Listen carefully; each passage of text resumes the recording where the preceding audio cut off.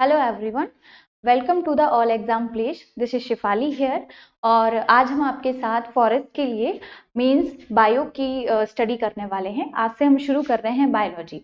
तो बायोलॉजी शुरू करने के पहले एक बेसिक इंट्रोडक्शन आपको बायोलॉजी के बारे में। सबसे पहले जिस तरीके से मुझे पता है, आपको पता है, हम सभी को पता है कि जहां हम केमिस्ट्री, फिजिक्स या इन चीज़ों की स्टडी करते हैं, यानी कि जब भी किसी नॉन लिविंग थिंग की स्टडी करते हैं तो हम स्टडी करते हैं हमेशा electrons, proton, neutrons, atom, molecules, यानी कि इन लेवल्स पर बात करते हैं। इफ अगर मैं बात करूं आपसे लिविंग थिंग्स की, तो मुझे जहां तक है सभी को पता होगा कि जो सारी लिविंग थिंग्स हैं वो किससे मिलके बनती हैं, तो वो बनती हैं सेल से। यानी कि अगर मैं बेसिक इंट्रोडक्शन की बात करूं तो किसी भी ह्यूमन की अगर मैं बात करती हूं, यानी कि कोई भी living organism, not only human, यानी कि एक बैक्टीरिया हो गया, वायरस हो गया, कोई भी चीज है, वायरस को छोड़ के ये सारी चीजें जो लिविंग में हैं ये किससे मिलके बनी है, तो these are made up of shell. But अब एक बेसिक पार्ट है, यानी कि सेल के बारे में अगर हमें पढ़ना है तो आखिरकार सबसे पहले हमें ये देखना होगा कि लाइफ का पहली बार ओरिजिन कैसे हुआ। तो वहां जाते हैं हम। सबसे पहले थोड़ा सा बेसिक पढ़ेंगे कि आखिरकार ये लाइफ आई कैसे।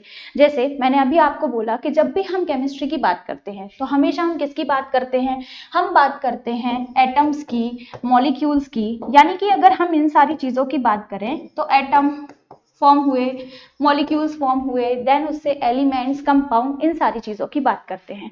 बट अगर लिविंग की बात करूं मैं, तो लिविंग में मैंने बोला कि फंडामेंटल यूनिट ऑफ लाइफ क्या है, आपकी सेल। तो आखिरकार ये सेल का फॉर्मेशन कैसे हुआ, लाइफ का ओरिजिन कैसे हुआ। तो अगर मैं लाइफ की बात करती हूं तो सबसे पहले कहीं ना कहीं मैं बात करूंगी कि लिविंग का जो ओरिजिन हुआ है वो किससे हुआ है, नॉन लिविंग से। मतलब लगेगा अभी बात ये समझ नहीं आई कि नॉन लिविंग से कैसे ओरिजिन हुआ है।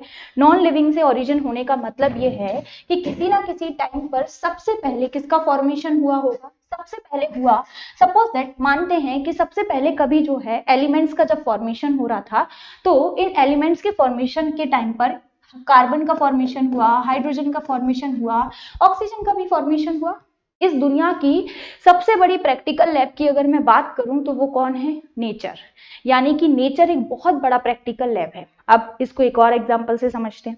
जैसे घर में हम क्या यूज करते हैं, घर में हम बनाते हैं, अगर मान लीजिए कि आपने बेसन लिया, अगर बेसन के साथ आपने एक्सपेरिमेंट किया, उसमें आपने थोड़ी सी सूजी मिला दी, उसमें थोड़ा सा आपने आटा मिक्स कर दिया, ये सारी चीजें मिक्स करने के बाद हमेशा आपको क्या मिलेगा, एक नया वर्जन क्रिएट होगा। तो इसी तरीके से जब डिफरेंट टाइप के एलिमेंट्स आपस में आके किसी पर्टिकुलर रेशियो में मिलने लगे तो किसका ओरिजिन हो गया। जैसे एग्जांपल ले लेते हैं ग्लूकोज। तो glucose is the combination of carbon, hydrogen and oxygen, but किसके प्रोपोर्शन में, एक एग्जैक्टली प्रोपोर्शन, यानी कि 1:2:1 के प्रोपोर्शन में ये आपस में मिले। जब ग्लूकोज का फॉर्मेशन हो गया, इसी तरीके से फैट का फॉर्मेशन हो गया, और इसी तरीके से अगर मैं बात करूं प्रोटीन का फॉर्मेशन हो गया, तो मैं कह सकती हूं कि मैक्रोमोलिक्यूल्स का क्या हो गया, फॉर्मेशन हो गया। वही बात अब देखिए यहां पर, सबसे पहले मैंने बोला कि इस यहां यानी कि इस पूरी जो अर्थ है इस पर सबसे पहले क्या फॉर्मेशन हुआ, एटम का।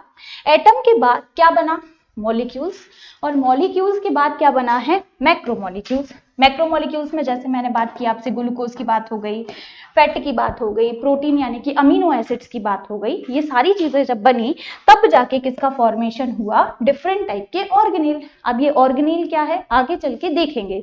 यानी कि जब ये डिफरेंट टाइप के ऑर्गेनेल जो क्या हुए, सेल के अंदर आके जब सभी एक साथ एग्जिस्ट हो गए, यानी कि मैं बात करूं ऐसे, अगर मैंने एक सेल का स्ट्रक्चर बनाया, इस सेल में सभी को पता है कि क्या क्या ऑर्गेनेल होते हैं, माइटोकॉन्ड्रिया भी है, यही न्यूक्लियस भी है, इसी न्यूक्लियस के आसपास क्या है, एंडोप्लाज्मिक रेटिकुलम का स्ट्रक्चर भी है, यहीं पास में क्या है, गोल्जी अपार्चस भी है, राइबोसोम्स भी अटैच हैं। यानी कि बहुत सारे जब डिफरेंट टाइप के ऑर्गेनेल एक ही सेल के अंदर इनपुट हो गए तब जाके क्या बन गया, सेल का फॉर्मेशन हो गया। यानी कि सेल के फॉर्मेशन के लिए सबसे पहले किसकी जरूरत पड़ी होगी, ऑर्गेनेल की, ऑर्गेनेल के फॉर्मेशन के लिए मैक्रोमोलिक्यूल्स की, और मैक्रोमोलिक्यूल्स के फॉर्मेशन के लिए मॉलिक्यूल, और मॉलिक्यूल के फॉर्मेशन के लिए एटम। यानी कि अब जो बात हमने की थी कि किसी भी लिविंग का फॉर्मेशन कहां से शुरू हुआ होगा, नॉन लिविंग से, दैट इज राइट, ठीक है। नॉन लिविंग से शुरू हुआ, बात कहानी कहां आके खत्म हो गई, लिविंग पे। यानी कि हमने ये समझ लिया कि किसी भी लिविंग का जो ओरिजिन है वो कहां से हुआ है, नॉन लिविंग से। चलिए अब हम समझते हैं एक एक करके कि आखिरकार ये सेल होती क्या है। ठीक, चलिए सबसे पहले मैंने बात की कि कोई भी जो ऑर्गेनिज्म है, अगर इस ऑर्गेनिज्म की मैंने बात की कि ये जो ऑर्गेनिज्म है वो किससे मिलकर बना है, मैंने आपको बोला सेल। लेकिन हम क्या करते हैं, ऐसे नहीं पढ़ेंगे, धीरे धीरे करके इसको समझते हैं। सबसे पहले एक ऑर्गेनिज्म है, ये जो ऑर्गेनिज्म फॉर्म हुआ है ये डिफरेंट टाइप के ऑर्गन सिस्टम से फॉर्म हुआ है। यानी कि क्या, एक ह्यूमन में जिस तरीके से क्या क्या है, जैसे नर्वस सिस्टम है, उसका ब्रेन जो फंक्शन करता है, किडनी के लिए एक्सक्रीटरी सिस्टम है, उसके बाद आपका डाइजेस्टिव सिस्टम है, रेस्पिरेटरी सिस्टम है, इसके अलावा बहुत सारे सिस्टम हैं। यानी कि मानव में श्वसन तंत्र हो गया, पाचन तंत्र हो गया, उत्सर्जन तंत्र हो गया, इतने सारे तंत्रों से मिलके जो है कि ह्यूमन है वो बना है। इसको समझेंगे। जैसे एग्जाम्पल में मैं आपको बात करूं कि हमने एक डाइजेस्टिव सिस्टम का फॉर्मेशन किया। यहाँ एक डायग्राम लेते हैं, ये हमने एक डाइजेस्टिव सिस्टम बनाया। इस डाइजेस्टिव सिस्टम में मैंने क्या क्या बना दिया, यहाँ तो मैंने बनाया आपके साथ क्या, सबसे पहले माउथ कैविटी, माउथ कैविटी के बाद यहाँ ईसोफेगस, ये स्टमक का पार्ट, ये आपकी स्मॉल इंटेस्टाइन और ये आपकी लार्ज इंटेस्टाइन। अब मेरे को लगा कि किसी भी ह्यूमन में से मुझे क्या करना था, सिर्फ और सिर्फ एक स्टमक का पार्ट चाहिए और इसके बारे में मुझे स्टडी करनी है। ठीक है, जब मैंने किसी ह्यूमन में से, यानी कि ये ऑर्गन सिस्टम जो कंप्लीट तौर पे क्या था, स्टमक था, आपकी स्मॉल इंटेस्टाइन थी, लार्ज इंटेस्टाइन थी, मुझे स्टडी करनी थी स्टमक की, और इस स्टमक को मैंने क्या किया, इस ऑर्गन सिस्टम से अलग किया। जैसे ही मैंने इस स्टमक को एनलार्ज करने की कोशिश की तो मुझे दिखाई दिया कि ये जो ऑर्गन है, ये पर्टिकुलर जो आपका स्टमक है, यानी कि ये जो आमाशय है, वो किनसे मिलके बना है, तो ये विभिन्न प्रकार के टिश्यूज मतलब कलेक्शन ऑफ सेल्स, यानी कि बहुत सारे प्रकार की कोशिकाएं जो है वो आपस में मिलके किसका निर्माण करती हैं, ऊतक का। जैसे ही मैंने इस स्टमक में टिश्यू का फॉर्मेशन देखा, या फिर मैं इसे हिंदी में बोलूंगी, मैंने इसका ऊतक का फॉर्मेशन देखा, इनको मैंने जब बेटा एनलार्ज करके देखा, यानी कि ये किससे मिलके बने हैं, तब मुझे पता चला कि सारी की सारी लिविंग चीजें सेल से मिलके बनी हैं। क्लियर, चलिए यहां तक हमें समझ आ गया कि भाई cell is the structural and functional unit of life. किसी भी सजीव की क्रियात्मक एवं रचनात्मक इकाई क्या होती है, कोशिका होती है। क्लियर, अब ये कोशिका किससे मिलके बनती है, तो कोशिका मिलके बनती है विभिन्न प्रकार के कोशिकांग से, यानी कि क्या, सेल ऑर्गेनेल से।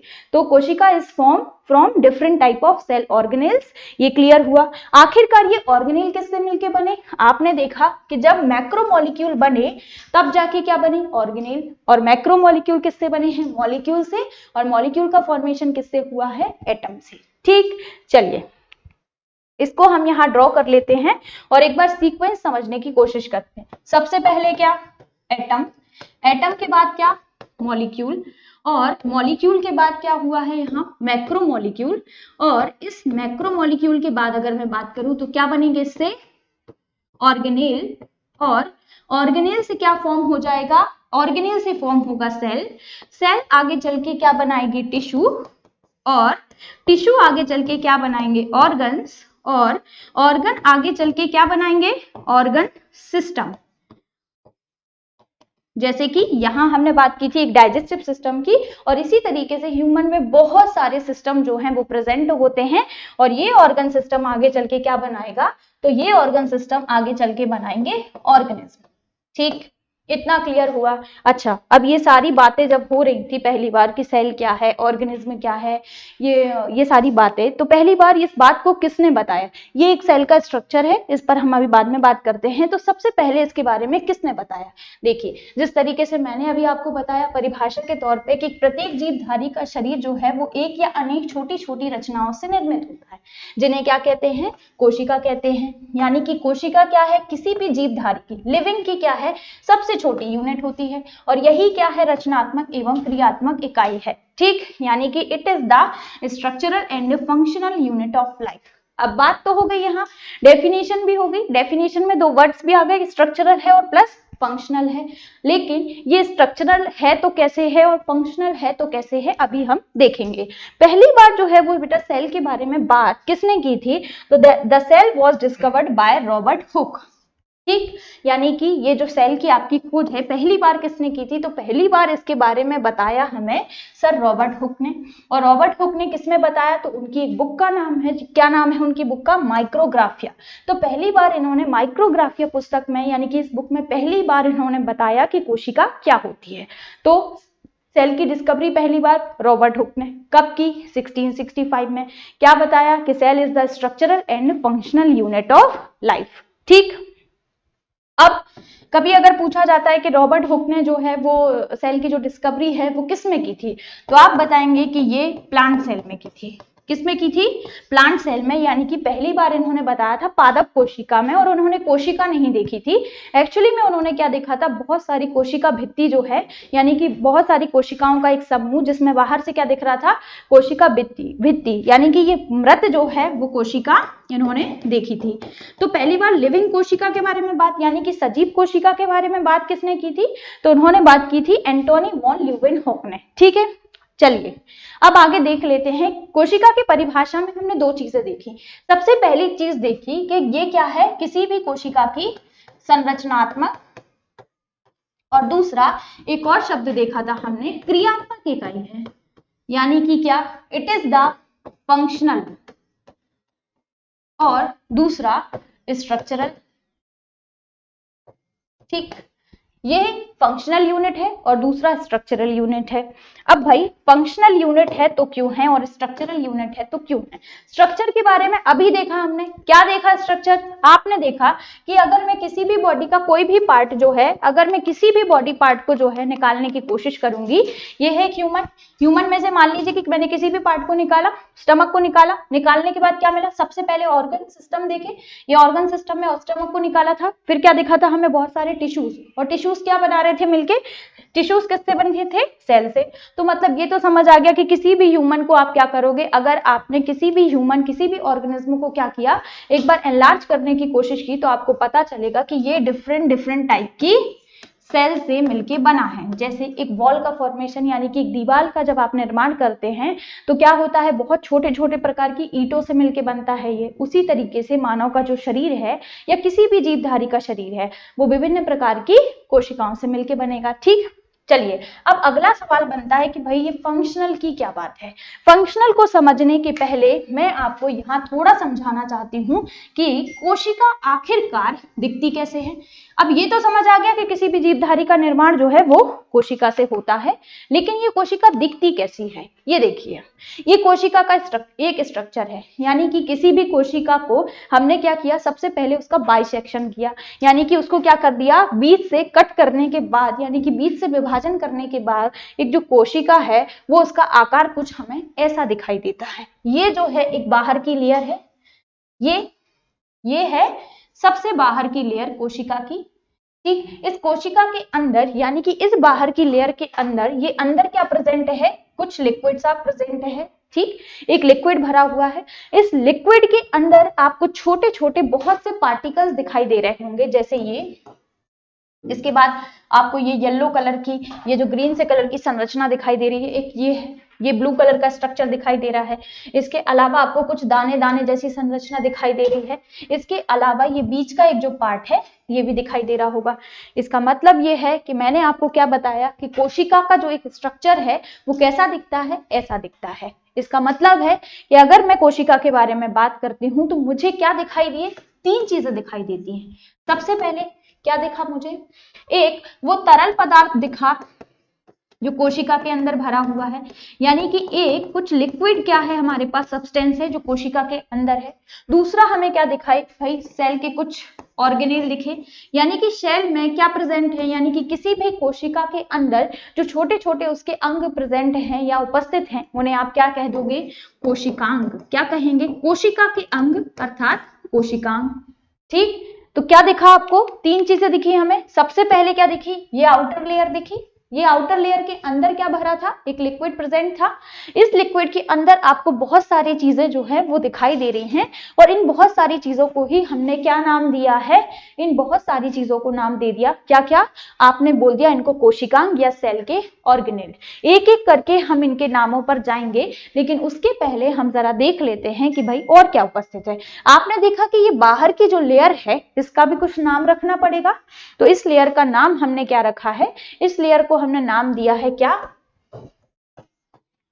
कोशिका का प्लाज्मा के बाहर है तो इसका क्या नाम रखा है, प्लाज्मा झिल्ली, या इसे अन्य नाम से बोलते हैं हम क्या, सेल मेम्ब्रेन। ठीक, क्या, या तो सेल मेम्ब्रेन या फिर कोशिका झिल्ली। चलिए अब मुझे इतना बताइए, मैं कोशिका झिल्ली, कुछ लोगों को ऐसा याद आ रहा होगा कि कोशिका झिल्ली के अलावा एक होती है कोशिका भित्ति, यानी कि क्या, प्लांट में क्या प्रेजेंट होती है, सेल वॉल प्रेजेंट होती है। अच्छा चलिए, तो मैंने यहाँ प्लाज्मा झिल्ली के बारे में जिक्र किया है, सेल वॉल के बारे में आपको नहीं बताया है। सेल वॉल के बारे में मैं आपको बताऊं उसके पहले मैं आपको 2-3 फीचर बताना चाहती हूँ कि एक लिविंग ऑर्गेनिज्म आखिरकार क्या होते हैं, किसी भी जीवित की क्या कुछ विशेषताएं होती है ना, जो भी लिविंग होगा उसकी कुछ ना कुछ स्पेशल फीचर्स होंगे, और ये स्पेशल अगर फीचर हैं तो वो क्या फीचर्स हैं वो हम यहाँ देखते हैं। चलिए सबसे पहले अगर कोई भी लिविंग है तो उसके पास कुछ ना कुछ विशेषताएं हैं। पहली विशेषता, उसको किस आधार पे आपने लिविंग बोला है इसके लिए हम समझते हैं। सबसे पहला पॉइंट क्या, अगर वो जीवित है तो पहली बात वो क्या करता होगा, उसमें सारी की सारी क्या होती होंगी, जैविक क्रियाएं जो हैं वो संपन्न होती हैं, यानी कि क्या, सारी की सारी बायोलॉजिकल रिएक्शंस जो हैं वो उसके अंदर होती हैं। अब ये बायोलॉजिकल रिएक्शंस मतलब क्या, इसको समझेंगे। सबसे पहले क्या, रेस्पिरेशन की प्रोसेस, यानी कि वो क्या करता हो, श्वसन करता हो। अगली जो प्रोसेस है पाचन की प्रोसेस हो सकती है, ठीक, यानी कि डाइजेशन। अगला है एक्सक्रीशन, मतलब क्या, उत्सर्जन। सीधी सी बात है, कोई भी जीव को हम जीव कैसे बोलेंगे, उसी को जीव बोला जाएगा जो किसी भी प्रकार की किसी जैविक क्रियाओं को क्या करता हो, संपन्न करता हो। जैविक क्रियाएं मतलब बायोलॉजिकल रिएक्शंस, मतलब क्या, रेस्पिरेशन हो गया, श्वसन हो गया, पाचन हो गया, उत्सर्जन हो गया, ठीक। इसके अलावा प्रजनन हो गया। तो किसी जीवधारी की अगली विशेषता क्या होगी कि वो अपने ही समान किसी संतान को क्या कर सकता हो, जन्म दे सकता हो, यानी कि क्या, वो रिप्रोड्यूस कर सकता हो अपने ही जैसे किसी ऑफस्प्रिंग को। क्लियर है, यानी कि वो अपने समान किसी संतान को क्या दे सकता हो, जन्म दे सकता हो। ठीक है, अपने समान का मतलब जैसा बॉडी स्ट्रक्चर और सारी चीजें आपकी हैं उसी तरीके का स्ट्रक्चर जो है वो आने वाले ऑफस्प्रिंग में भी मिलेगा देखने को। ठीक है, चलिए 2 विशेषताएं हो गई कि सारी जैविक क्रियाएं संपन्न हो, दूसरा प्रजनन कर सकता हो, तीसरा यानी कि क्या, मूवमेंट कर सकता हो। अगली विशेषता क्या है, मूवमेंट कर सकता हो या वह गति कर सकता हो। चलिए इस पॉइंट को ध्यान रखना है, अभी हम आएंगे जब हम सेल वॉल और सेल आपकी क्या, प्लाज्मा मेम्ब्रेन के बारे में देखेंगे तो वो यहाँ देखेंगे। चलिए ये हो गया पहला, ये हो गया दूसरा और ये हो गया तीसरा। अगली क्या विशेषता है, सारी जीवित चीजें जो हैं वो किससे मिलके बनती हैं, तो आंसर होगा सारी ही की सारी जीवित चीजें यानी कि सजीव चीजें किससे मिलके बनती हैं, तो वो किसी ना किसी कोशिका से मिलकर बनी हो, यानी कि किसी ना किसी प्रकार की सेल से मिलकर क्या है, बनी हुई हो, तभी जाके हम उसको क्या देंगे, सजीव यानी कि लिविंग की जो है कैटेगरी में उसको रखा जाएगा। चलिए आगे बढ़ते हैं। मैंने यहां बोला आपको कि क्या हो, सारे सजीवों में एक और प्रॉपर्टी होती है, क्या होती है, ये वो मूवमेंट करते हो यानी कि गति करते हो। चलिए अब अगर गति करते हैं तो एक तरफ है प्लांट और दूसरे तरफ है सारे एनिमल्स। चलिए आपको एक एनिमल जो है वो क्या करता है, वो गति करता है तो हमें दिखता है, यानी कि वो मूवमेंट कर रहा है, एक जगह से मैं चली और दूसरी जगह पहुंची तो ये आपको दिखाई देगा। लेकिन जब भी किसी भी प्रकार का प्लांट जो है बेटा वो गति करते हैं तो वो गति दिखाई नहीं देती। वो कैसी गति होती है, ये गति होती है स्टैटिक मूवमेंट, यानी कि कौन सी, ये होता है स्टैटिक मूवमेंट। चलिए अब एनिमल्स और प्लांट्स यानी कि जंतु और पादप, इन दोनों में से बेटा ज्यादा क्रिटिकल कंडीशन यानी कि ज्यादा जो है अपोजिट कंडीशंस, विषम परिस्थितियों का जो है फेस किसको करना होता है, तो किसे करना होगा, पादप को करना होता है, यानी कि प्लांट करते हैं ना कि जंतु। ठीक, अब इसको ऐसे नहीं लेना कि आपके जीवन में भी बहुत सारी विषम परिस्थितियां हैं तो आप ज्यादा बिल्कुल परेशान हैं, बिल्कुल ऐसा नहीं होगा।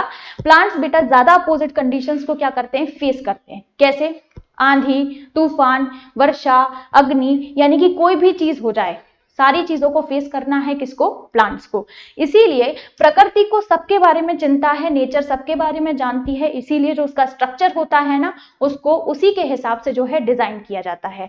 क्योंकि बेटा प्लांट्स को आंधी, तूफान, वर्षा, अग्नि, किसी भी सारी परिस्थितियों का क्या करना पड़ता है, सामना। इसीलिए आप ये बताइए कि जो प्लांट हैं और जो एनिमल्स हैं, उनमें से ज्यादा कठोर आवरण किसको प्रदान किया जाएगा, कॉमन सी बात है, यहां हम समझ गए कि किसको दिया जाएगा, प्लांट्स को दिया जाएगा, यानी कि पादप को जो है वो दिया जाएगा। चलिए, जब पादप को जो क्या दिया जाएगा, एक कठोर आवरण दिया जाएगा, तो ये स्ट्रक्चर जब आप देखेंगे, ये ह्यूमन सेल का स्ट्रक्चर है।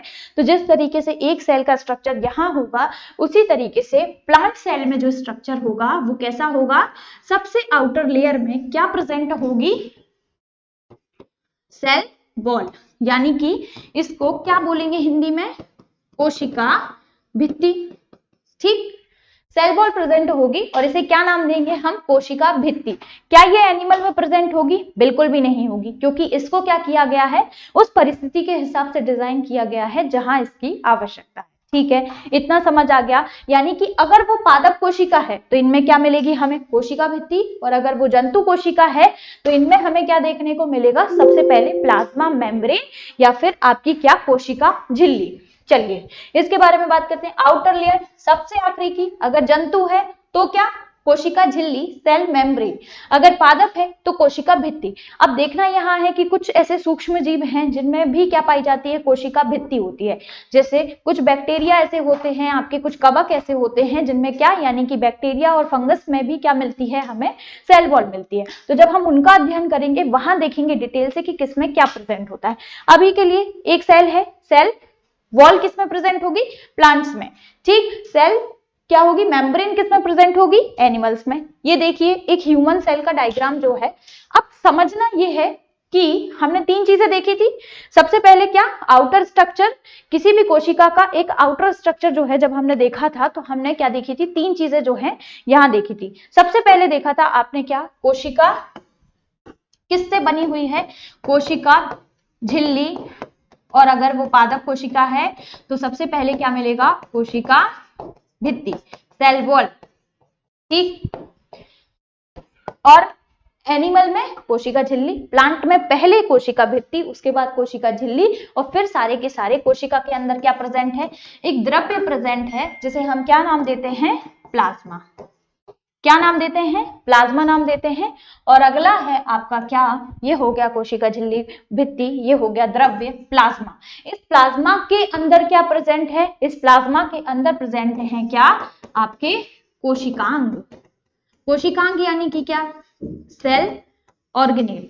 और इन ऑर्गेनेल को अब हमें एक एक करके समझना है कि आखिरकार किस शेप को हम क्या नाम देते हैं या किस कोशिका को हम क्या नाम देते हैं। चलिए, प्लाज्मा एमपीपीएससी सिविल के एग्जाम में यानी कि प्री के एग्जाम में प्लाज्मा से भी क्वेश्चन पूछा गया था। अभी लास्ट ईयर 2019 में ही पूछा गया था कि मानव शरीर में सर्वाधिक मात्रा में कौन सा तत्व पाया जाता है। ऐसा पूछा था कि मानव शरीर में सर्वाधिक कौन सा तत्व पाया जाता है। Options are oxygen, carbon, hydrogen and nitrogen. तो अभी जब मैं आपको बताऊंगी कि प्लाज्मा यानी कि द्रव्य का निर्माण किससे मिलके हुआ है, इन चार तत्वों से मिलके हुआ है, लेकिन इनमें सर्वाधिक क्या है, तो आपको बिल्कुल ऑप्शन में ऐसे याद रखना है OCHN, यानी कि क्या, सर्वाधिक मात्रा में ऑक्सीजन, फिर उसके बाद कार्बन, फिर हाइड्रोजन और फिर नाइट्रोजन। इससे मिलके किसका निर्माण हुआ है, इससे मिलके निर्माण हुआ है आपके द्रव्य क्या, या जिसको आप क्या नाम देते हैं, प्लाज्मा। चलिए ये देखिए, ये डायग्राम है। सबसे पहले ये जो आपको सेंटर में दिखाई दे रहा है, इस तरीके से ये जो सेंटर में आपको दिखाई दे रहा है, ये क्या है, ये है आपका केंद्रक, क्योंकि कोशिका के कहाँ स्थित है, केंद्र में स्थित है, इसलिए हमने इसको क्या नाम दे दिया है, केंद्रक नाम दे दिया। ये देखिए, ये बिल्कुल सेंटर में आपको दिखेगा। तो जब भी कोई चीज सेंटर में प्रेजेंट होती है तो हम उसको क्या नाम दे देते हैं, केंद्रक। बचपन से पढ़ते आ रहे हैं, किसी भी वृत्त का जो आकार होता है उसके केंद्र में कोई चीज है तो उसे केंद्रक नाम दिया आपने, यानी कि सर्कल के जो सेंटर में है उसको क्या नाम दे दिया, यहाँ पे हमने न्यूक्लियस। क्या नाम दिया, न्यूक्लियस। ठीक, चलिए अब आपको ये न्यूक्लियस के चारों तरफ एक ग्रीन से कलर की लेयर दिख रही है, जिसमें आपको कुछ ये पाइप के समान या जाली के समान कुछ रचना दिखाई दे रही है। ठीक, ये क्या है, इसको बोलते हैं हम, इंग्लिश में बोलेंगे क्या, एंडोप्लाज्मिक रेटिकुलम। क्या बोलेंगे, एंडोप्लाज्मिक रेटिकुलम। यहां देखिए, ये आपको किसी ब्लू कलर की संरचना के समान दिखाई दे रही है इसमें, है ना, इसको क्या बोला हमने, एंडोप्लाज्मिक रेटिकुलम। अब हिंदी में क्या कहते हैं इसको, तो हिंदी में बोला जाता है इसको अंतः प्रद्रव्य जालिका। क्या बोला जाता है, अंतः प्रद्रव्य जालिका। अब नाम बहुत सरल है, बिल्कुल कठिन नहीं है, देखेंगे कैसे, सुनिए जरा।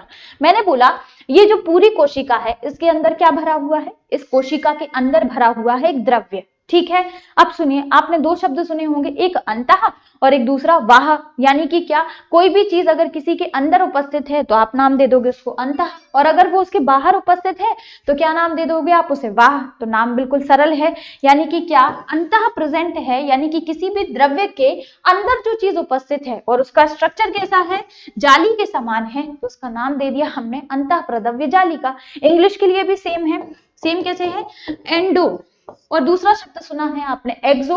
एक्सो मतलब एक्सटर्नल की बात हो रही है, एंडो मतलब इंटरनल, जैसे एंडोक्राइन सिस्टम, एक्सोक्राइन सिस्टम। तो ये हो गया आपका एंडो, और कहाँ है प्रेजेंट, इस द्रव्य को क्या नाम दिया आपने, प्लाज्मा। ठीक है, तो एंडोप्लाज्मिक रेटिकुलम, नाम इजी है ना, बिल्कुल इजी है, एंडोप्लाज्मिक रेटिकुलम। कहाँ है, सेंटर में है क्या आपका, न्यूक्लियस। न्यूक्लियस के चारों तरफ जो है वो क्या नाम है उसका, एंडोप्लाज्मिक रेटिकुलम या अंतः प्रद्रव्य जालिका। इतना क्लियर हो गया। चलिए अब आपको ये अंतः प्रद्रव्य जालिका भी दो प्रकार की दिखाई दे रही होगी। इंग्लिश में एक तरफ लिखा है, इंग्लिश में एक तरफ क्या लिखा है, रफ एंडोप्लाज्मिक रेटिकुलम। ठीक, और दूसरी तरफ यहाँ पे क्या दिखाई दे रहा है, हमें दिखाई दे रहा है ये आपका स्मूथ एंडोप्लाज्मिक रेटिकुलम। ठीक, एक तरफ क्या है, एक है रफ, ये रहा आपका स्मूथ एंडोप्लाज्मिक रेटिकुलम, और इसी में है आपका एक रफ एंडोप्लाज्मिक रेटिकुलम। ठीक, यानी कि क्या, रफ और स्मूथ मतलब नहीं समझ आया, चलिए इसको भी समझ लेते हैं, इसको यहां समझते हैं। मैंने बोला कि किसी भी कोशिका का जो आकार है वो कैसा है, ये है। ठीक,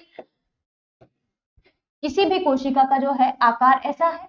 ठीक, इसके सेंटर में हमने क्या बना दिया, एक न्यूक्लियस बना दिया। ठीक, इस सेंटर में न्यूक्लियस बनाने के बाद इसके बाहर हमने क्या बनाया था, इसी के बाहर बनाई थी हमने अंतः प्रद्रव्य जालिका। इस तरीके का जो स्ट्रक्चर है वो हमने यहाँ बनाया था। ठीक, अब इस स्ट्रक्चर में आपने देखा ये कितने प्रकार की हो गई, ये हो गई दो प्रकार की। पहला अंतः प्रद्रव्य जालिका, कैसी वाली, एक को बोलते हैं स्मूथ और एक को बोलते हैं क्या, आपकी रफ। एक है स्मूथ और दूसरे को आपने नाम दिया क्या, रफ।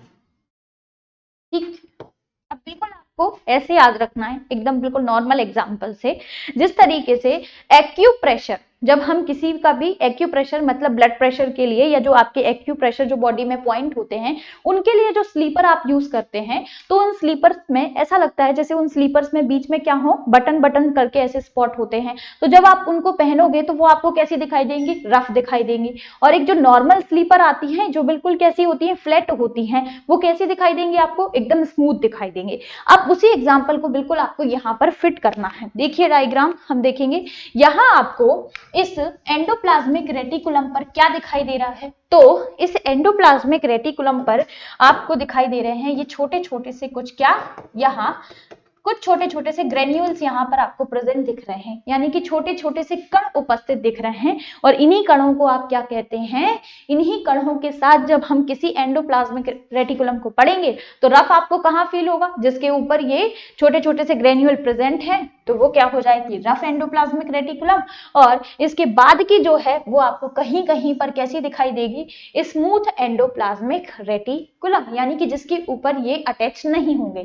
तो आखिरकार भाई ये कोशिका के अंदर है, तो इन छोटे छोटे कणों को क्या नाम देंगे, इस छोटे छोटे कणों को, ये देखिए इन छोटे छोटे कणों को हम नाम देंगे क्या, राइबोसोम। क्या नाम देंगे, हिंदी में भी क्या बोलेंगे, हिंदी में भी इसका नाम होगा राइबोसोम। ठीक है, चलिए तो अभी हम एक बार फिर से देखते हैं कि हमने क्या क्या देखा। अभी हमने सबसे पहले क्या पढ़ा था, चलिए एक बार हम फटाफट से शुरू से देख लेते हैं। हमने देखा कि किसी भी जीव की जो शुरुआत हुई वो कहां से हुई, एटम से। एटम के बाद क्या बने, मॉलिक्यूल। मॉलिक्यूल से क्या बना, मैक्रोमॉलिक्यूल। मैक्रोमॉलिक्यूल से क्या बने आगे चल के, ऑर्गेनेल। ऑर्गेनेल से क्या बना, कोशिका।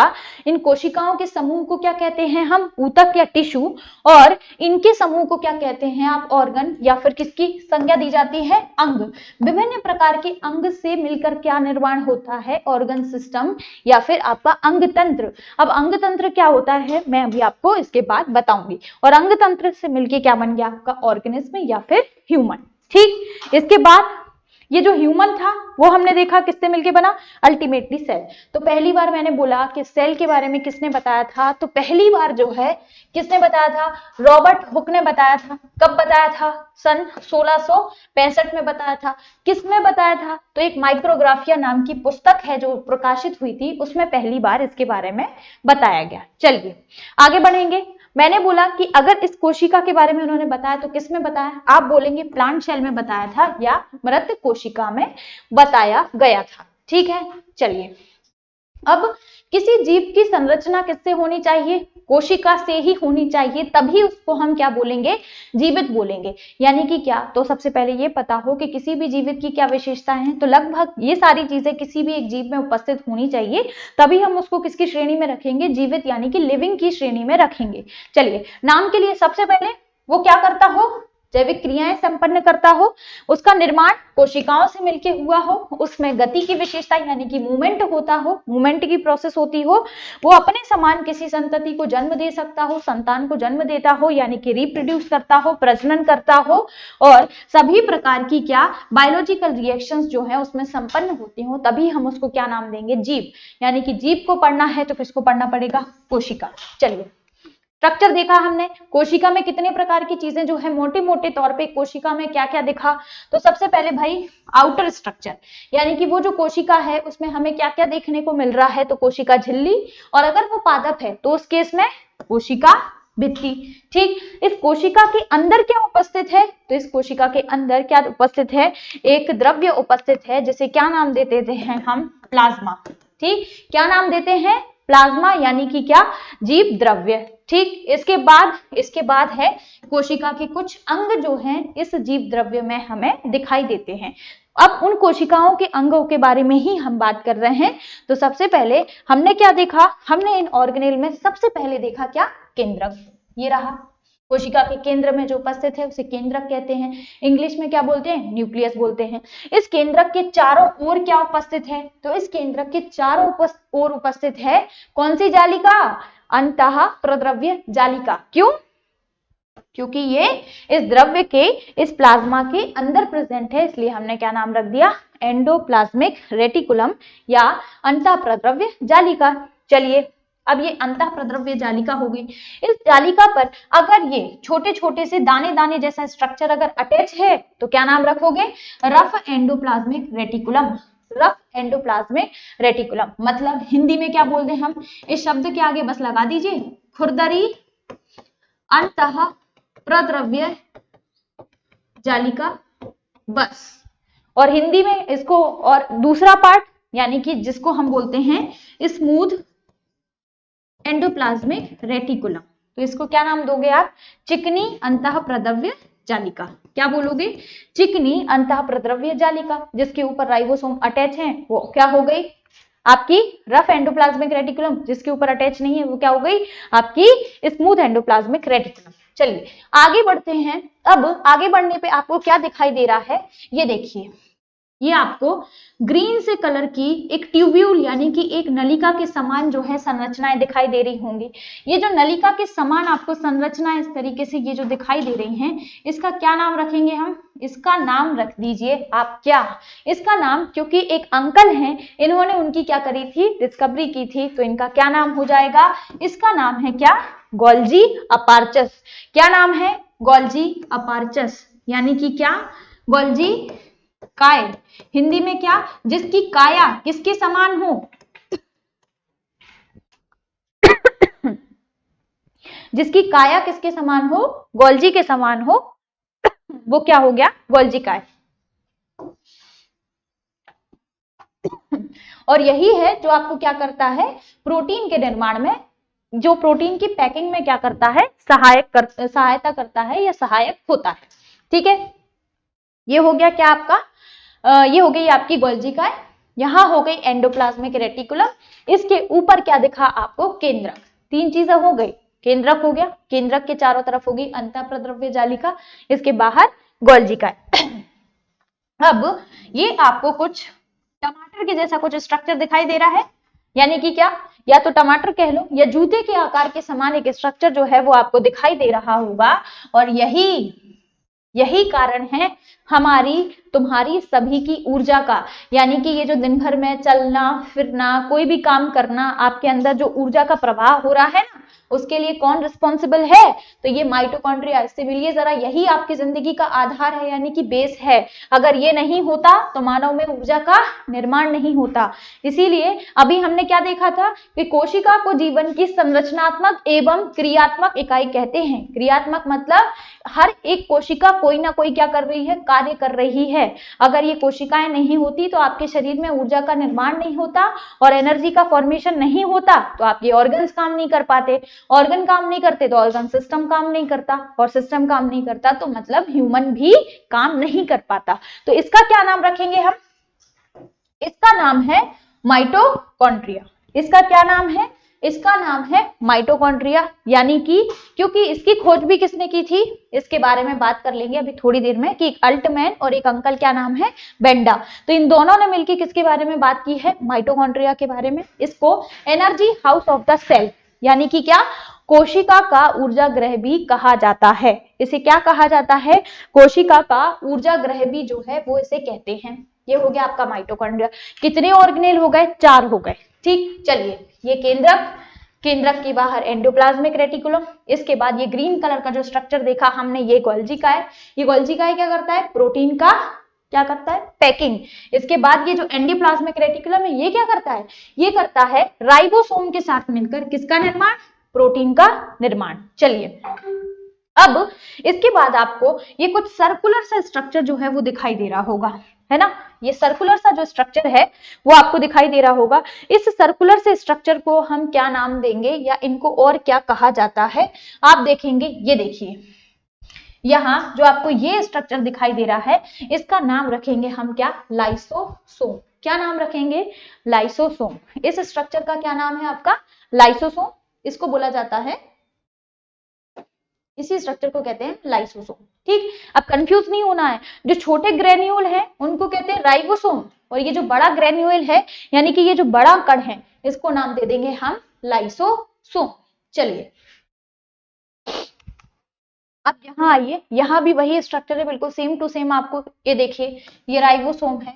ठीक, इसके बाद अब हम बात करते हैं आखिरकार केंद्रक। केंद्रक के पहले मैं आपको ये बता दूं, यहाँ इस स्ट्रक्चर को बोला जाता है सेंट्रियोल। और यही सेंट्रियोल क्या करता है? किसी भी कोशिका में कोशिका के विभाजन के लिए जो जिम्मेदार होता है वो कौन होता है? सेंट्रियोल। ठीक, क्योंकि अभी मैंने बेटा किसके बारे में बात की है आपसे? एनिमल सेल के बारे में, यानी कि मैं किसके बारे में बात कर रही हूँ? जंतु कोशिका के बारे में। तो जंतु कोशिका में कुछ ऐसे कोशिकांग होते हैं जो उपस्थित नहीं होते हैं, और पादप कोशिका में कुछ ऐसे कोशिकांग हैं जो क्या होते हैं? उपस्थित होते हैं। जैसे एग्जाम्पल में नाम लूं आपसे, क्या? क्लोरोप्लास्ट के बारे में, हरित लवक के बारे में। तो वो कहाँ पाया जाता है? वो पाया जाता है किसमें? आपकी पादप कोशिका में। इसके अलावा रिक्तिकाएं, तो रिक्तिकाएं पादप कोशिकाओं में पाई जाती हैं, वैक्यूल्स जिन्हें बोलते हैं। ठीक है, ये एनिमल सेल में या तो होती नहीं है, और अगर होती हैं तो कैसी होती हैं? बहुत छोटी होती हैं। ठीक है, चलिए, अब इसके बाद एक हम क्या करते हैं, इसको थोड़ा सा नोट कर लेते हैं, ठीक। चलिए ये देखिए, यहां आपको क्या दिए होंगे, कुछ नाम दिए हैं। जैसे सबसे पहले हमने किसकी बात करी, केंद्रक। केंद्रक को क्या कहते हैं, न्यूक्लियस, ठीक। सबसे पहले केंद्रक, केंद्रक को क्या बोलते हैं, न्यूक्लियस। ये है आपका जीव द्रव्य, इस जीव द्रव्य के अंदर ही ये सारी चीजें प्रेजेंट है। तो जीव द्रव्य मतलब प्रोटोप्लाज्म, या फिर आपने जिसको प्लाज्मा बोला था ये वो। इसके बाद क्या है, गोल्जी बॉडी, या क्या नाम दिया था, गोल्जी अपार्चस, या गोल्जी बॉडी, कुछ भी बोल सकते हैं आप, गोल्जी अपार्टस या गोल्जी बॉडी, कुछ भी बोल सकते हैं। ये है, ये राइबोसोम, राइबोसोम के बाद है आपका लाइसोसोम, लाइसोसोम के बाद है क्या, माइटोकॉन्ड्रिया, और माइटोकॉन्ड्रिया के बाद है आपकी अंतःप्रद्रव्य जालिका। ये कुछ क्या है, आपके सेल के ऑर्गेनेल थे। एक एक ऑर्गेनेल के बारे में हम डिटेल से देखेंगे। अभी मैंने आपको एक जनरल इंट्रोडक्शन दिया है कि कोशिका के अंदर कौन कौन से ऑर्गन्स जो हैं वो प्रेजेंट होते हैं। एक कोशिका का जो निर्माण है वो कैसे हुआ, तो वो हमने बात करी कि लिविंग नॉन लिविंग से ही क्या हुई है, कि सारी की सारी लिविंग चीजों का निर्माण हुआ है। अब थोड़ी सी बात कर लेते हैं कि आखिरकार ये कोशिकाएं जो हैं वो कितने प्रकार की होती हैं, या कोशिका के बारे में जो है और क्या क्या हम जानते हैं, ठीक। चलिए, तो यहां हम थोड़ा कोशिका के प्रकार के बारे में जाने, उसके पहले एक जनरल इंट्रोडक्शन और लेते हैं। क्या समझा कि कोशिका प्रत्येक जीवधारी की संरचनात्मक एवं क्रियात्मक इकाई है। अभी हमने इस कॉन्सेप्ट को क्लियर कर लिया कि हाँ भाई, जीवधारी की संरचनात्मक और क्रियात्मक इकाई होती है। अच्छा, चलिए मैंने आपके सामने एक एग्जाम्पल रखा। एग्जाम्पल में मैंने आपको बताया कि जो एक कोशिका है ना, उसकी सबसे छोटा जो ऑर्गेनेल होता है, यानी कि किसी भी कोशिका का सबसे छोटा जो कोशिकांग होता है वो होता है राइबोसोम, ठीक। क्या नाम दिया मैंने बोला किसी भी कोशिका के सबसे छोटा जो अंग होता है, कोशिकांग जो होता है, वो राइबोसोम होता है। चलिए ये बात क्लियर हो गई, आपने पढ़ लिया है। तो आखिरकार जब राइबोसोम सबसे छोटा होता है तो इसको क्यों नहीं कह दिया हमने किसी भी मानव शरीर की सबसे छोटी इकाई, कोशिका को क्यों बोले, कोशिका के अंदर तो राइबोसोम उपस्थित है ना, और वो मानव शरीर का सबसे छोटा भाग है, तो फिर इसको क्यों नहीं बोला कि मानव शरीर की सबसे छोटी इकाई राइबोसोम होता है। ऐसा भी तो बोल सकते थे, नहीं। लेकिन ऐसा क्यों नहीं बोल सकते थे, क्योंकि जिस तरीके से बेटा एक एटम बना, इस एटम में क्या क्या प्रेजेंट है, इलेक्ट्रॉन है, न्यूट्रॉन है, प्रोटॉन है, तो क्या इनकी अलग से कोई आइडेंटिटी है, बिल्कुल नहीं है। यानी कि जब तक ये तीनों चीजें आपस में मिलके किसी एक एटम के अंदर नहीं आती हैं, तब तक इनकी कोई स्वतंत्र अस्तित्व नहीं होता है। इसी प्रकार से बेटा आप क्या करो, अगर किसी भी कोशिका के अंदर से, इस कोशिका के अंदर से आप सोचो कि मैं माइटोकॉन्ड्रिया को अलग रख देता हूं, गोल्जी काय को अलग रख लूं, राइबोसोम को अलग रख लूं, नहीं, आप नहीं रख सकते हैं। जैसे ही आपने इस कोशिका के अंदर से इन सारी चीजों को बाहर निकाला तो इनका कोई भी अस्तित्व नहीं बचेगा, ये किसी तरीके से एग्जिस्ट ही नहीं करेंगी। तो हमने क्या बोला कि जब ये सारी चीजें किसके अंदर उपस्थित हैं, कोशिका के अंदर, तभी जाके ये क्या करेंगी, कोई ना कोई काम करेंगी। अगर आपने इसको इनसे क्या कर दिया, अलग कर दिया, हटा दिया, तो इनका कोई भी कार्य नहीं होगा, ठीक।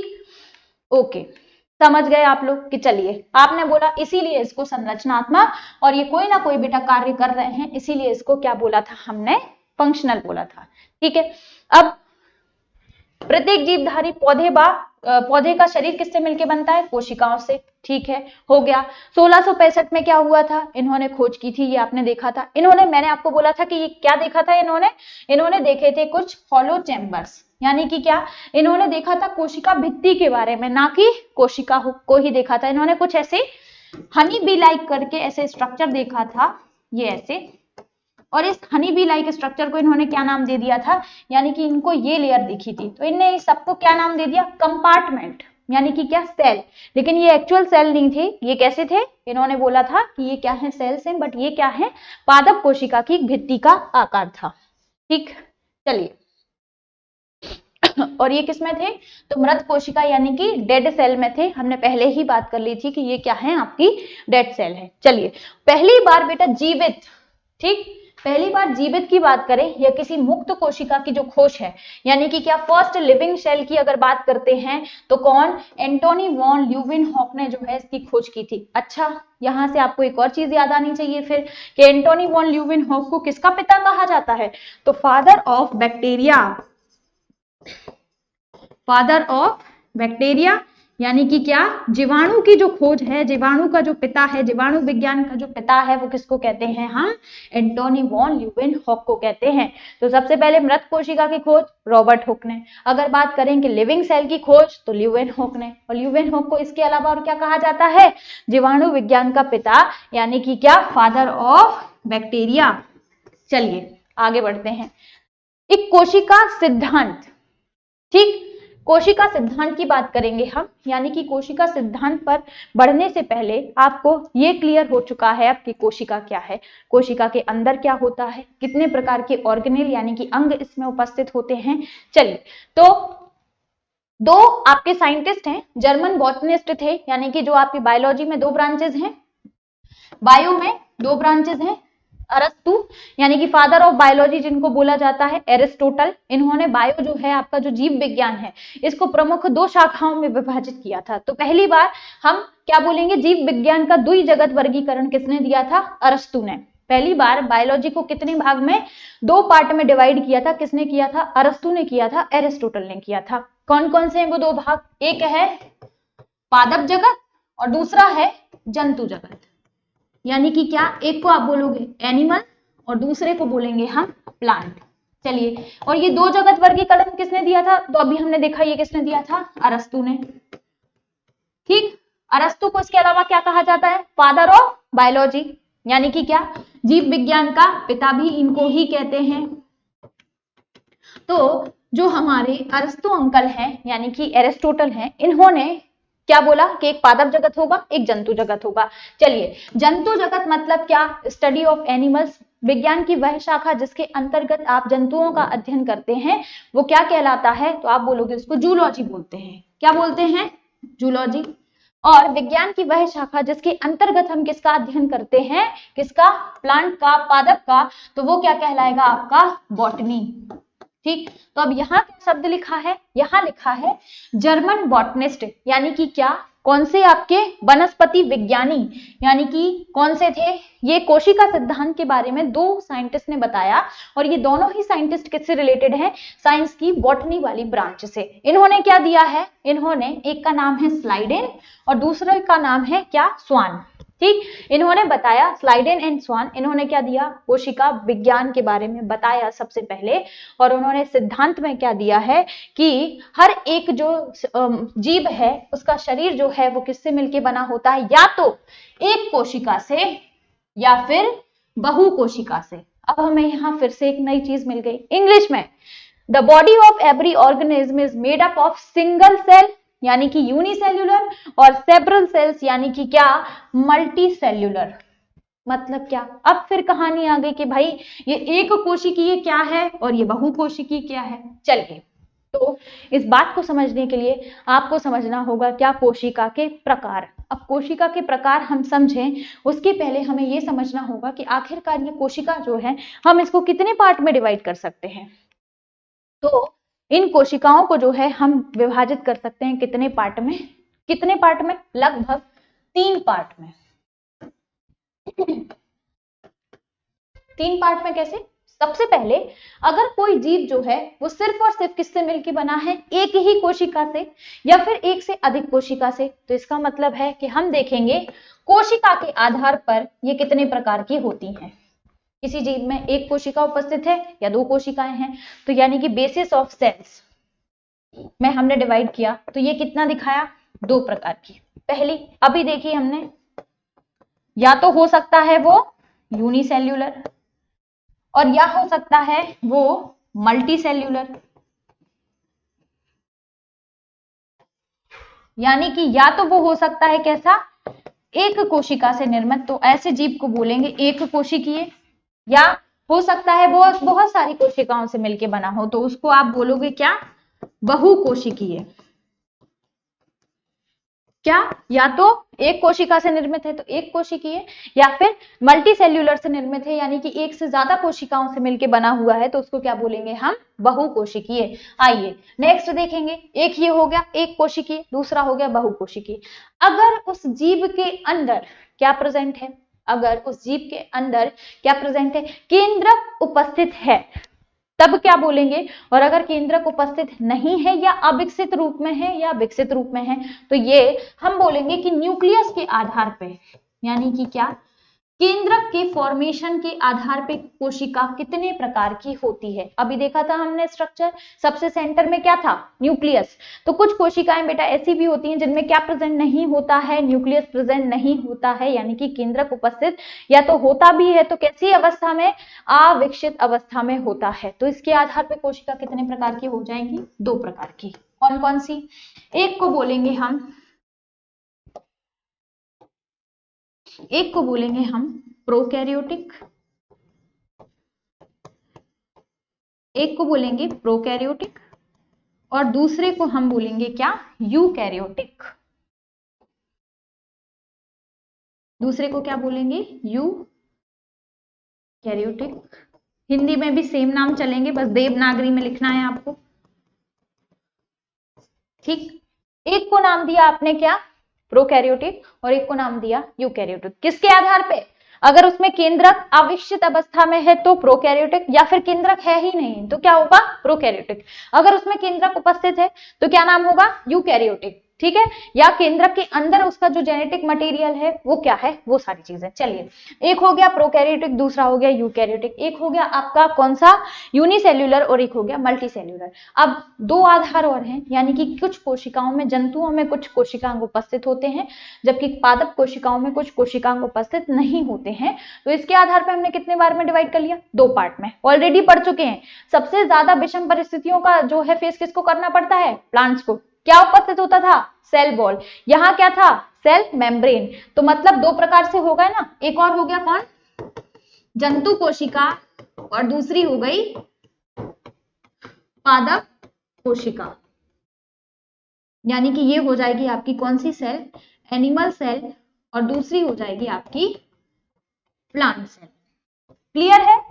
चलिए, हमने बिल्कुल देख लिया है कि अगर एक तरीके से पूछा जाए कि कोशिका जो है वो कितने प्रकार की होती है तो कई आधारों पे हम इसको क्या कर सकते हैं, 3 प्रकार से विभाजित। सबसे पहला आधार क्या लिया हमने, अगर किसी भी जीव में कोशिकाओं की संख्या के आधार पे, यानी कि नंबर ऑफ सेल्स की वजह से क्या होता है, ये 2 टाइप की होती हैं। पहली होगी एक कोशिकीय, दूसरा होगा बहुकोशिकीय, अगला होगा क्या, केंद्रक यानी कि न्यूक्लियस की उपस्थिति से।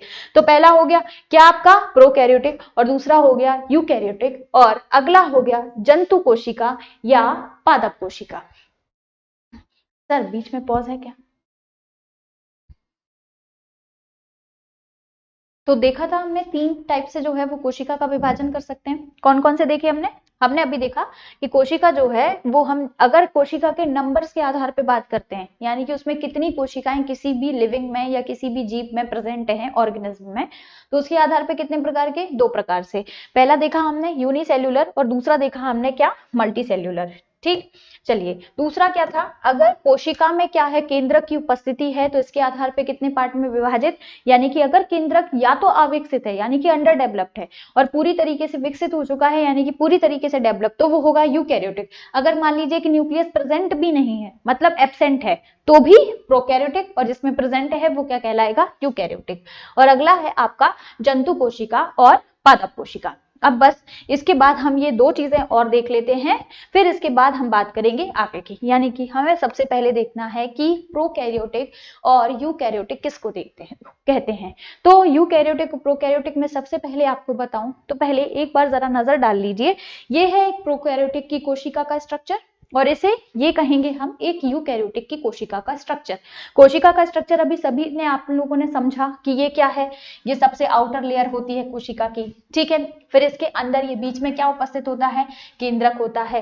केंद्रक के जो किनारे साइड है, यानी कि ये जो प्रेजेंट था, ये क्या था, एंडोप्लाज्मिक रेटिकुलम थी, ठीक, ये हमने देखा था। अगर इसमें दाने दाने हैं तो ये रफ एंडोप्लाज्मिक रेटिकुलम, इन दानों को क्या कहते थे, राइबोसोम कहते थे। ये स्मूथ एंडोप्लाज्मिक रेटिकुलम हो गया, इसको क्या कहेंगे, कोशिका झिल्ली। और कोशिका के अंदर यानी कि सेल मेम्ब्रेन, इसके अंदर प्रेजेंट क्या था, प्लाज्मा। तो या तो आप प्लाज्मा मेम्ब्रेन कह सकते हैं या कोशिका झिल्ली यानी कि सेल मेम्ब्रेन, ठीक। यही थी तो जब एक कोशिका में सारी प्रकार की चीजें उपस्थित होती हैं तब हम उसको क्या कह देते हैं, यूकैरियोटिक कोशिका। अब इधर आइए जरा, इधर हम आएंगे तो आप ये देखिए सबसे पहले तो कि ये जो कोशिका है, क्या इस कोशिका में आपको किसी भी प्रकार के ऑर्गन्स दिखाई दे रहे हैं? ऑर्गन्स जरा समझेंगे, पहले इसको समझना पड़ेगा। ये देखिए, ये सबसे अंदर की एक लेयर आपको दिखाई दे रही है, इसको हम क्या कहेंगे, सेल वॉल। ठीक, ये कैप्सूल, बाहर की लेयर को कैप्सूल बोलेंगे, अंदर की लेयर को आप क्या बोलोगे, सेल वॉल बोलेंगे, और फिर ये जो अंदर की लेयर है ये मेम्ब्रेन कहलाएगी। ठीक, इसमें क्या प्रेजेंट है, एक तो हमें यहां दिखाई दे रहा है, ये जो नाम है इसको बोलेंगे आप क्या, राइबोसोम। अगर मैं ऑर्गेनेल की बात करती हूं तो ये कहलाएगा एक राइबोसोम, और इसके अंदर क्या प्रेजेंट है, साइटोप्लाज्म, यानी कि वो प्लाज्मा जो हर किसी के अंदर यानी कि कोशिका के अंदर उपस्थित होता था। तो ये क्या हो गया, ये हो गया आपका साइटोप्लाज्म। साइटोप्लाज्म मतलब क्या, कोशिका के अंदर जो प्लाज्मा उपस्थित है, तो क्या हो जाएगा, कोशिका द्रव्य, या जैसे आपने क्या नाम दे दिया था, प्लाज्मा या द्रव्य, किसके अंदर उपस्थित था, कोशिका के अंदर। तो ये द्रव्य है, और इसके सेंटर में आपको ये कुछ ऐसे धागे जैसी संरचना दिखाई दे रही है, इसको हम यहां कहते हैं क्या, न्यूक्लियस, या न्यूक्लियस नहीं, न्यूक्लियस तो इसमें उपस्थित नहीं है, सॉरी न्यूक्लियस नहीं, इसको क्या बोलोगे आप, डीएनए। क्या बोलेंगे हम, डीएनए। और डीएनए भी कैसा, एकल सूत्र, कैसा प्रेजेंट है, एकल सूत्र। इसका मतलब ये है कि प्रोकैरियोटिक उस प्रकार की कोशिकाओं को कहा जाता है जिनमें विभिन्न प्रकार के क्या, कोशिकांगों की अनुपस्थिति पाई जाती है। क्या होता है, कोशिका, उस प्रकार के कोशिकांगों, कोशिका के जो प्रकार हैं दो हैं, कौन कौन से, एक प्रोकैरियोटिक, एक यूकैरियोटिक। शब्द को भी समझते हैं, यू का मतलब क्या होता है, यू का मतलब होता है ट्रू, यू मतलब ट्रू, ट्रू मतलब क्या, सत्य, सत्य मतलब क्या, जिसमें कैरियोटिक वर्ड का मतलब होता है बेटा यहाँ पर न्यूक्लियस। क्या मतलब होगा, न्यूक्लियस, जिसमें सच में क्या उपस्थित हो, केंद्रक, ऐसा भी कह सकते हैं, जिसमें क्या हो, पूरी तरीके से विकसित जो है वो एक केंद्रक पाया जाता हो, उसको हम क्या नाम दे देंगे, यूकैरियोटिक। और जिसमें केंद्रक उपस्थित नहीं होगा, प्रो मतलब क्या, नॉट ट्रू, या प्राइमरी, आप इसको प्राइमरी भी कह सकते हैं, या फिर नॉट ट्रू, यानी कि क्या, जिसमें ठीक तरीके से केंद्रक जो है वो उपस्थित, ट्रूली केंद्रक जो है, ट्रूली जो न्यूक्लियस है वो डेवलप नहीं होता है, या तो अंडर डेवलप कंडीशन में होता है, इसी को हम क्या कहते हैं, ये प्रोकैरियोटिक हो गया और ये यूकैरियोटिक हो गया। इसके अंतर हम बाद में देखेंगे, पहले एक और हमें देखना है टाइप, जिसको क्या नाम देंगे आप, एक कोशिकीय या बहुकोशिकीय जीव। चलिए, तो एक कोशिकीय और बहुकोशिकीय जीव जरा कैसे होते हैं वो भी मैं आपको दिखा देती हूँ। यही डायग्राम आपका क्या कहलाएगा, ये डायग्राम जो है वो आपका क्या कहलाएगा, एक कोशिकीय भी है। एक कोशिका से मतलब क्या है, जो जीव किसी एक ही कोशिका से मिलके बने हों। बात को समझना, मैंने बोला कि ये वाली जो कोशिका है, लेकिन ह्यूमन अगर मैं बात करूं कि एक मनुष्य, तो मनुष्य कैसे ह्यूमन कैसे बनेगा, इस ह्यूमन के लिए क्या करना पड़ेगा, पहले एक सेल है, इस सेल को मल्टीपल टाइप की जो सेल्स हैं वो यहाँ आके क्या होंगी, जुड़ेंगी। जब मल्टीपल टाइप की सेल्स जुड़ेंगी तो क्या बनाएंगी, बनाएंगे आगे चल के क्या, टिश्यू, ऊतक, बहुत सारी कोशिकाएं, पहले एक कोशिका, फिर एक कोशिकाओं के समूह को क्या कहेंगे, बहुत सारी प्रकार की कोशिकाओं को टिश्यू। ये टिश्यू यानी कि ऊतक आगे चल के क्या बनाएंगे, किसी अंग का निर्माण करेंगे, और अंग का निर्माण करने के बाद ये क्या करेंगे, अंग तंत्रों का यानी कि ऑर्गन सिस्टम का निर्माण करेंगे, और आगे चल के क्या बना देंगे, ऑर्गेनिज्म। समझ में आ रही है बात, यानी कि जब किसी जीव में एक से अधिक मतलब बहुत सारी प्रकार की क्या पाई जाती हूँ, कोशिकाएं पाई जाती हैं, तो इनको कहते हैं हम मल्टी सेल्यूलर। और जिनमें एक ही प्रकार की कोशिका होती हैं उनको हम क्या कहते हैं, यूनिसेल्यूलर कहा जाता है। इतना क्लियर है सबको।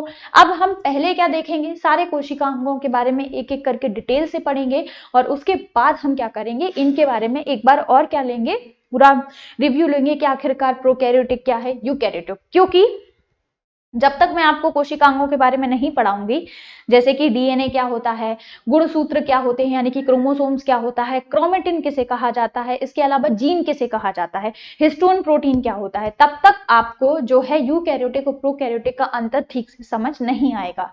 तो इसके आगे के लेक्चर में हम क्या करेंगे, कंटिन्यू करेंगे किसके बारे में, सारे के सारे सेल ऑर्गेनेल के बारे में। और सेल ऑर्गेनेल पढ़ने के बाद हम किसके बारे में बताएंगे आपको, प्रोकैरियोटिक और यूकैरियोटिक में क्या डिफरेंस होता है, मल्टी सेल्यूलर और यूनिसेल्यूलर किसको कहते हैं, क्या है ये कहानी, तो आगे के लेक्चर में हम ये कंटिन्यू करते हैं। So thank you so much for listening me, thank you.